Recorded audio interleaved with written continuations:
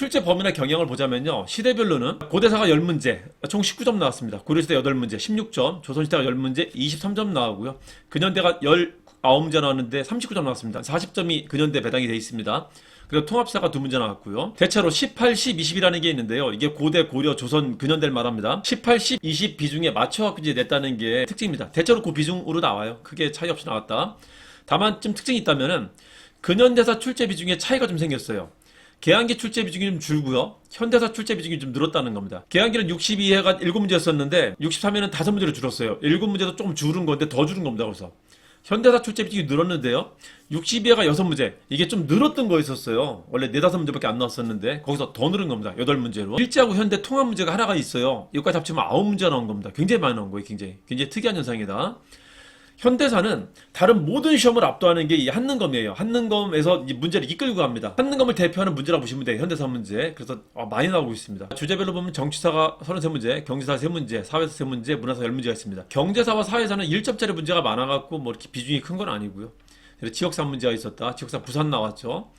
정치사의 비중이 좀 줄고 있다는 게 특징입니다. 원래 39문제, 40문제 막 이렇게 나오던 문제였었는데 61회까지 38문제였었단 말이에요. 62회, 63회는 33문제로 줄었단 말이에요. 그래 문화사 비중이 늘고 있다는 게 특징입니다. 10문제, 7문제로 수렴이 됐다가 안 나올 때는 4, 5문제까지 훅 떨어졌다가 이게 7문제로 수렴이 됐다가 지금 이제 10문제쯤으로 수렴이 돼가고 있는 겁니다. 아마도 이 선에서 이제 계속 나올 것 같아요. 문화재 문제가 늘면은 문화재 사진 문제도 같이 늡니다. 지금은 2문제 나왔지만 좀 더 늘 수 있어요. 자, 그걸 좀 참고 삼아 보시면 되겠습니다. 통합사 문제는 계속 박스 문제가 하나씩 나오고 있습니다. 한 박스에 2문제 달려있는 거 있죠? 이게 계속 나오고 있습니다. 자, 문화재 사진 문제가 2문제 나왔다. 예전에 한능검 초기 때는 문화재 사진 문제만 10문제가 나왔었어요. 굉장히 많았었습니다. 사진 가지고 문제를 풀 수 있어야 된단 말이야. 사진 밑에 이름 붙어 있는 거 말고 이름도 안 붙어 있고 사진 문제만 나오는 게 있단 말이에요. 그게 2문제 나왔습니다. 아직은 많지 않고요. 2문제 나왔다가 아예 안 나왔다가 여기 지금 왔다 갔다 하고 있습니다. 이건 더 늘 가능성이 있을까 보시라는 거예요. 인물사 문제는 한능검에서 킬러 문제를 상징하는 대표적인 문제예요. 그러니까 인물사 문제 떴다 그러면은 얘가 킬러야 하는 문제인데 이번에는 다소 난도가 좀 쉬워진 느낌입니다. 전통적으로 인물사 문제가 갖고 있는 한능검 킬러 문제로서의 소명은 좀 못하지 않았나라는 느낌이 좀 듭니다. 최치원, 박교수, 임병찬 이런 분들이 인물사 문제 나왔고요.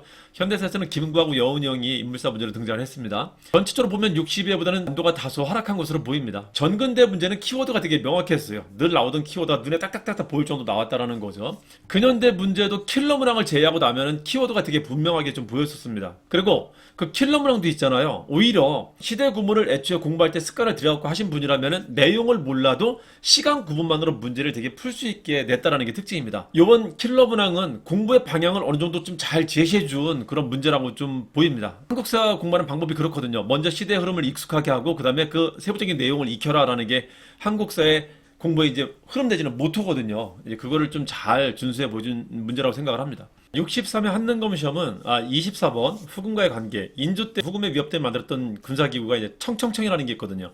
어영청, 수어청, 총영청이라는 거 그게 나왔고요. 28번에 제가 이번에 단판 스터디 모의고사 때 박해 문제가 나올 것 같아서 그때 문제를 냈었는데 이제 그게 나왔습니다. 윤지충하고 황사영하고 남종삼이라는 키워드로 순서를 찾을 수 있게 문제가 나왔어요. 그 남종삼은 이제 대원구랑 붙었던 사람이고요. 그러다가 이제 뜻대로 안 돼갖고 이제 죽었던 사람입니다. 29번은 박교수 인물사 문제. 박교수가 평안 감사를 했을 때 제너럴 셔먼 사건이 발생합니다. 이제 그 격침을 지휘했던 사람입니다. 34번은 1차 한일 예방 문제. 한일 협정서라고도 하죠. 자, 이전에는 이때 들어왔었던 고문이 메가타수타로라는 사람이 들어왔다라는 걸 문제를 냈었는데 이번에는 외교 고문이었었던 스티븐스가 이 조약으로 들어왔다라는 것을 이제 물어본 겁니다. 이제 같은 형식인데요. 그걸 돌려낸 겁니다. 그리고 41번에 50총선거 문제, 43번에 삼궁하고 한평고구마 사건 문제가 있는데 이게 좀 이번에 이슈가 되나 보더라고요. 금파남이 100억이라는 거 있죠. 우리 수업 때 얘기했었던 거. 그 20강짜리밖에 안 되는 그 수업에서 얘기했었던 겁니다. 이게 박정희 대통령 76년, 77년에 있었던 사건들을 제가 2문자로 만든 거거든요. 금파남이 100억이다. 100억 가끔 나오죠. 선거했었던 거니까. 그럴 때 한평고구마 사건이 있는데 이게 농민들이 준 국가나 국가를 상대로 첫 승리를 거둔 거라 의의가 있는 겁니다. 46번 사진 문제가 2개가 나왔는데요. 문화재 사진 문제가 그중에 좀 어려웠었던 게 이제 부석사 소조열애서당입니다. 그 고려시대 불상은 3 더하기 2가 있어요. 3개의 불상하고 이제 마애불 2개를 기억하면 되는데 그 중에 이걸 사진으로 냈던 겁니다. 사진으로 찾으라고. 그냥 3 더하기가 계속 나오는 건데 그걸 방식을 이제 조금씩 돌려서 내는 겁니다. 다른 방식으로. 3 더하기 2에서 나오는 겁니다. 이게 1급 합격 여부를 좌우하는 킬러 문항이 됐을 것이고요. 그거 외에 자 10번 석가탑 사진 문제, 이 사진 문제 두 개 있습니다. 23번에 동서문당에서 기해예송 사이에 썼던 게 뭐냐라는 걸 물어본 게 있습니다. 인조반정이 있었다는 거. 32번에 1차 가부개혁. 가부개혁은 1차, 2차 을미개혁을 나눠서 물어보거든요. 중국기무처가 시행했었던 걸 1차 가부개혁이랍니다. 이건 요 근래 아주 잘 나옵니다. 아주 잘 나오는 문제입니다. 35번은 10년대 독립운동단체, 국내 독립운동단체는 3개가 나와요. 조선국권회복단, 독립의금부, 그리고 대한광복회라는 게 3개가 있는데 이거를 계속 돌려내는 겁니다. 이번에는 독립의금부를 직접 물어본 게 아니라 임병찬이라는 인물사를 이제 돌려서 낸 겁니다. 그 안에서 나오는 건데. 자, 43번에 진보당 사건이 있습니다. 이승만 대통령 때는 대선을 계기로 시간을 좀 나누시면 좋은데 56년 대선이 이승만 대통령한테 위기였었어요. 이걸 56년의 위기라고 합니다. 왜 위기죠? 이때 조봉암이 30%나 득표했고요. 부통령은 민주당의 장면이 됐었어요. 뭔가 자꾸 조장하는가 불안감을. 그래서 58년에 반격을 합니다. 이 반격한 게 진보 경향이라고 하는데요. 진보 경향 있는 사람들 다 제거한 겁니다. 이게 진보당 사건, 그리고 보안법 파동, 이사 보안법 파동, 그리고 경향신문 폐간한 겁니다. 경향신문 폐간은 이제 59년입니다.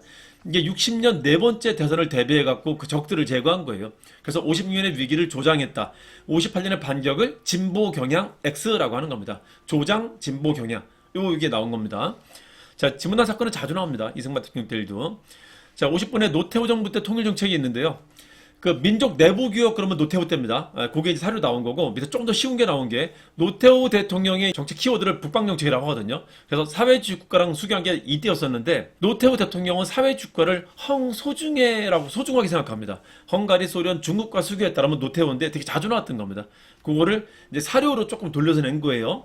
예, 같은 테두리 대회에 있었던 건 이제 다른 방식으로 한번 틀어도 된 겁니다. 그 문제들은 2급, 3급 학생들한테 킬러 문제 역할을 했을 거예요. 그래서 이게 급수를 가르는 그 문제 역할을 했을 것이다 라고 이제 말씀을 드리는 겁니다.